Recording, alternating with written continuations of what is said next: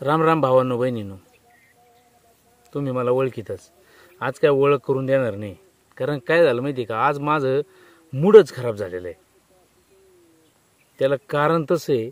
आणि तुम्हाला माहिती मी माझ्या घरात घडणाऱ्या आसपास घडणाऱ्या सगळ्या गोष्टी तुम्हाला दाखवत असतो व्हिडिओच्या माध्यमातून.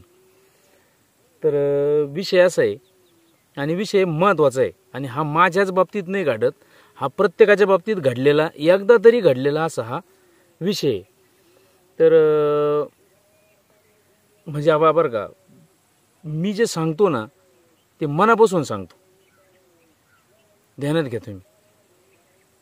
कारण मी जे जगू राहिलो का आता, ह्या गोष्टी जे मी अनुभवू राहिलो का, ह्या गोष्टीतून तुम्ही एकदा कोयना गेलेले आहेत.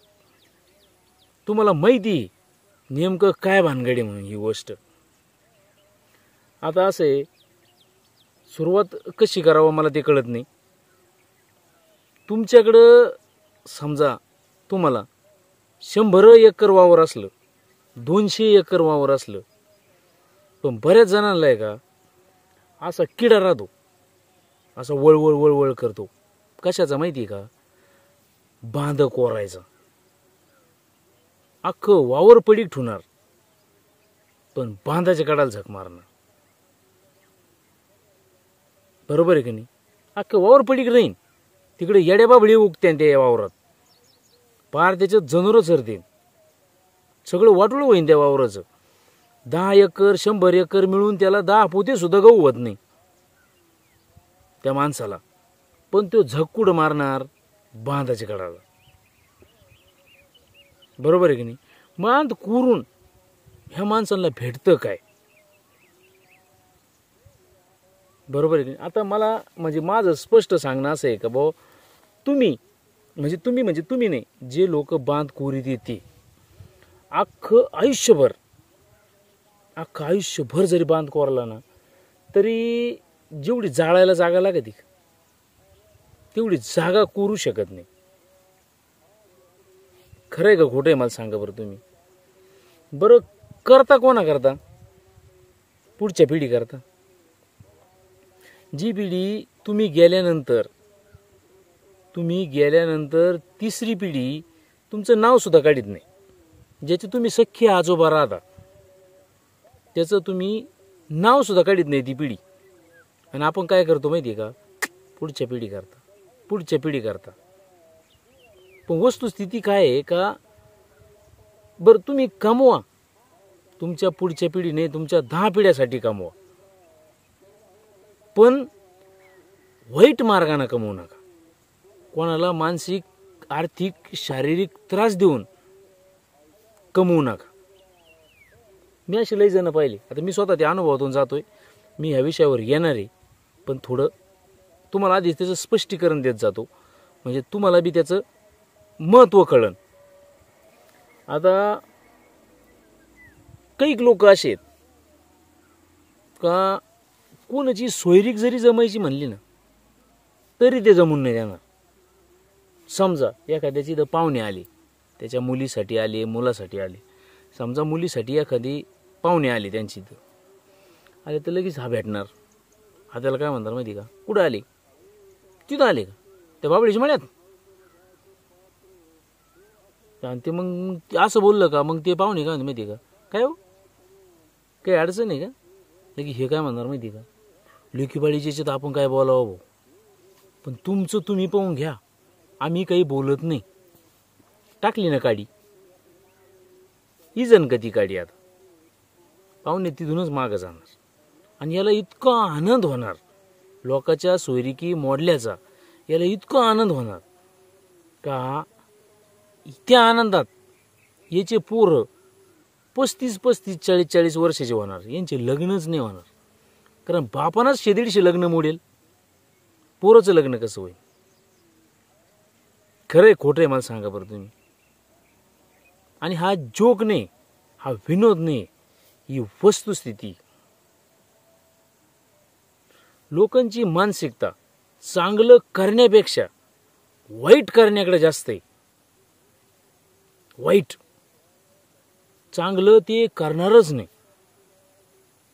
ते असं नाही का बाबा त्याच्या भावाचं लग्न आहे, भावाच्या पोरीचं लग्न आहे, मग त्या लग्नात हे अन्नदान नाही करणार, हे खंडीच्या वर्णात मुतून देणार. एखादा म्हणतो आपल्या भावाची परिस्थिती गरीब आहे, मग तो गरीब भाऊ राहतो. मग तो काय म्हणतो याला, भाऊ मी परिस्थितीला गरीब आहे रे, पोरीचं लग्न काढलंय, हातात पैसे नाही, काही मदत करशील का.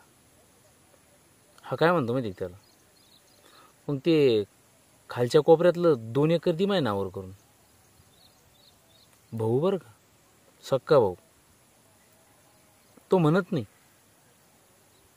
का हे तुला घे, एवढे पैसे तू वापर, जाऊ तो इकडे येते तेव्हा दी, तू ही पोरगी काय आणि मी पोरगी काय, असं नाही म्हणणार. तो काय म्हणणार, खालच्या कोपऱ्यातलं 2 एकर मला दी. म्हणजे डोळा कशावर, याच्या जमिनीवर. बरोबर आहे की नाही, याच्या जमिनीवरती त्याचा डोळा. स्वभाव भोळा पण मनातून अख्खा काळा. खरंय खोटे हो, तुमच्या आसपास असे लोक असतील, प्रत्येकाच्या आसपास असे लोक आहेत, माझ्या हे तुमच्या हे सगळ्यांच्या. यांना देखवत नाही चांगलं कोणाचंच. वस्तुस्थिती आहे की नाही, एखाद्याच्या पोरीला चांगला नवरा भेटला की हा काय म्हणून माहिती आहे का, पोरात खोट असन, पोराला कोणी देत नसन.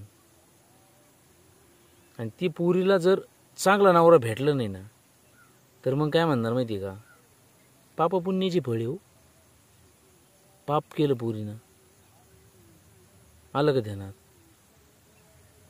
आणि एखाद्या पोराच्या नशिबात जर अशी पोरगी गेली ना, पोरगी भांगार होती माझ्या समोर दुसऱ्याच्या गाडीवर बसून गेली होती. अरे तू ही पोरगी असा स्कार्फ बांधून गुड्डी तू ही कोणा संग हिंडती गुड्ड्या घेऊन, तिथं तू काही बोलत नाही, पण तुला त्रास कोणाचा, सख्या भावाच्या पोरीचा. आणि हे सगळं राजकारण अख्खं येऊन जाऊन येतं कुठं माहिती का, वावरात. एकाच बापाचे 2 पोरं किंवा शेजारी 2 वेगवेगळ्या आडनावाचे असू द्या, शेजारी लक्ष कुठं, मिळून मिसळून नाही राहणार का. आपण शेजारी, आपल्याला मेल्यानंतर मला ह्या बांधाच्या कडाला जाळणार आहे आणि तुला त्या बांधाच्या कडाला जाळणार आहे, म्हणजे मेल्यानंतर आपण सोबत राहणार आहे, तिथं नाही बोलणार, बांध कोरणार आणि पुढच्या 2-2, 3-3 पिढ्यात भांडणं लावून देणार. खरं आहे का खोटं आहे भावांनो, तुम्हाला काय वाटतं. खरं वाटलं ना तर नक्की व्हिडिओला लाईक करा. मी तुमच्या लाईकची वाट पाहतो. आणि उद्यापासून आपला खरा ओरिजिनल व्हिडिओ चालू होणार आहे. हे असा पहा तुम्ही, तुम्हाला जे वाटलं ना तेच मी, म्हणजे जे तुमच्या पोटात आहे का ते माझ्या पोटात एवढं ध्यानात राहून द्या. अशा हरामखोर लोकांबद्दल आपण उद्यापासून बोलायला सुरुवात करणार आहे. आणि फॅमिलीमध्येच हा संध्याकाळचाच व्हिडिओ राहणार आहे. तुम्हाला काय वाटतं हे नक्की व्हिडिओला कमेंट करून सांगा. सगळ्यांना जय जवान, जय किसान, जय शिवराय.